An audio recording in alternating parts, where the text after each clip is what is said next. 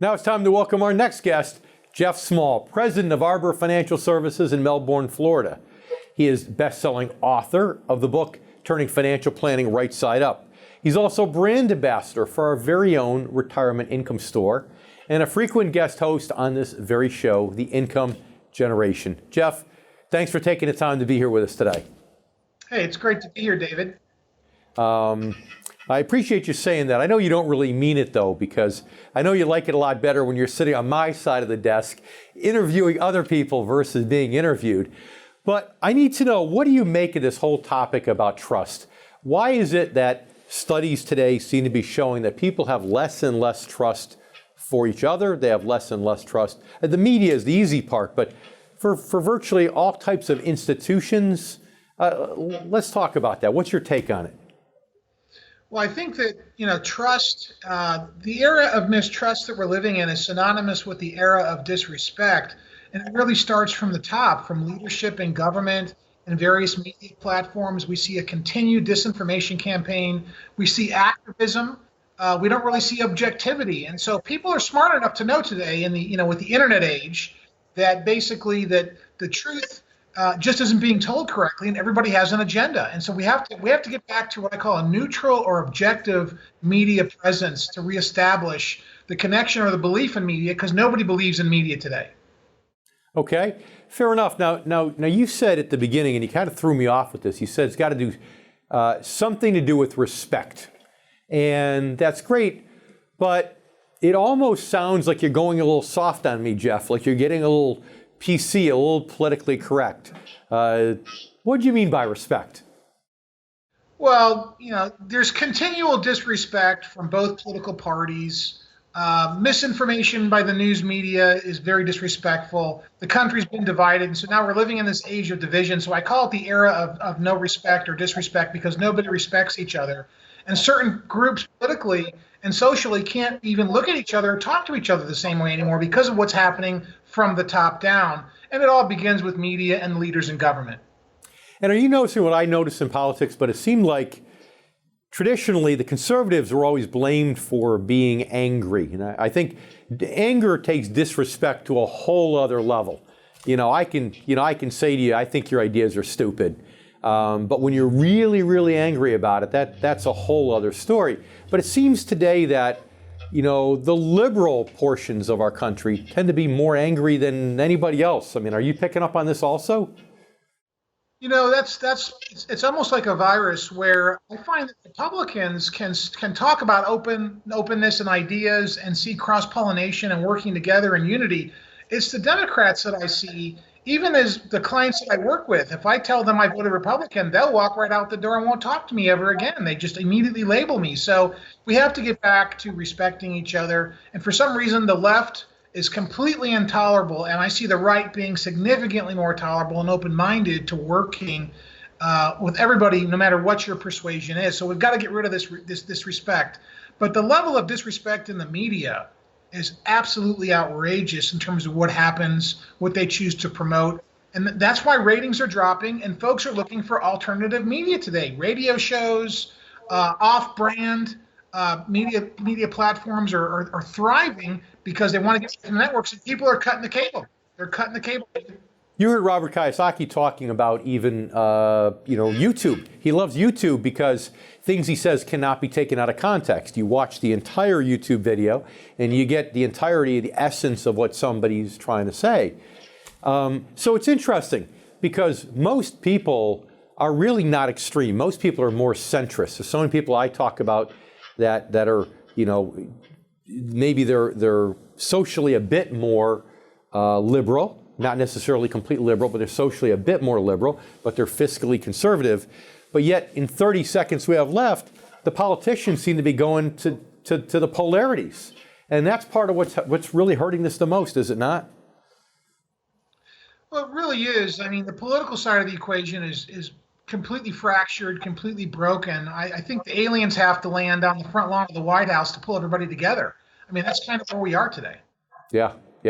And I wish somebody would just come to the center and be more rational. And you're right, it starts with respect. So thank you for clarifying that. Your respect word makes a lot more sense. Jeff, stay with us. We need to take one of those breaks, as you well know. And you stay with us too. We'll be back here with more from Jeff Small right here on the Income Generation in just a minute.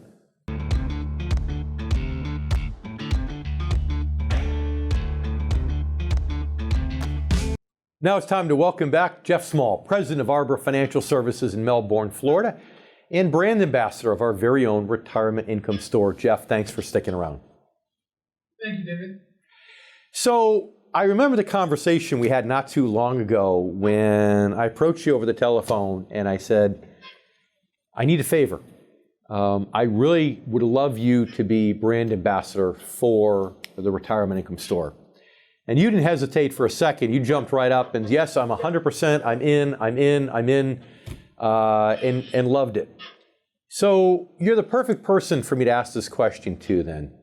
Why can our income generation viewers, how can they be confident that when they're talking to a franchisee of the retirement income store, like you, like me, like any of the others, how can they know that they can trust that that person is the right person to help them if they're retired or within 10 years of retirement? Well, I think that the number one reason, of course, is because all of the advisors inside the retirement income store distribution channel are fiduciaries or they're affiliated with fiduciary. And so they've got a legal obligation to really always put the client first, use a client-centric approach. But the other reason is because we're full service. We have the option to recommend any product or any program or any investment in the marketplace today.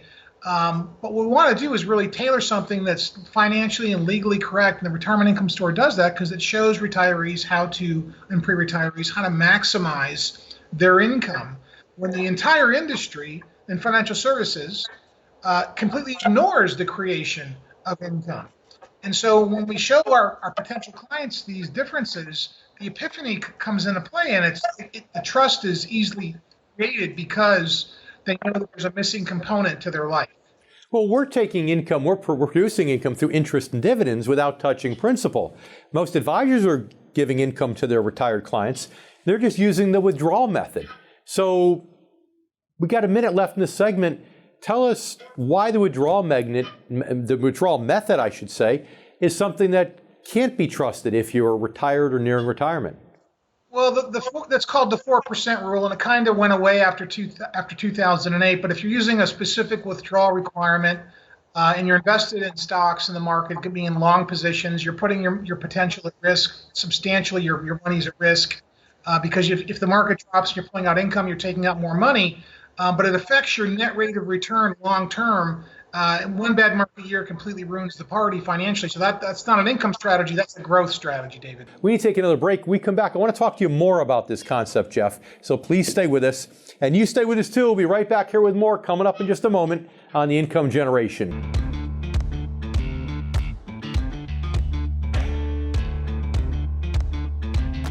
And welcome back to the Income Generation. We're here talking with Jeff Small, president of Arbor Financial Services in Melbourne, Florida, and brand ambassador for our very own retirement income store. Whew. So Jeff, the withdrawal method versus the income method. We talked about why the withdrawal method is so problematic for those of us that are part of the income generation. But why is it that the income method is the method that you feel in your heart and soul can be trusted?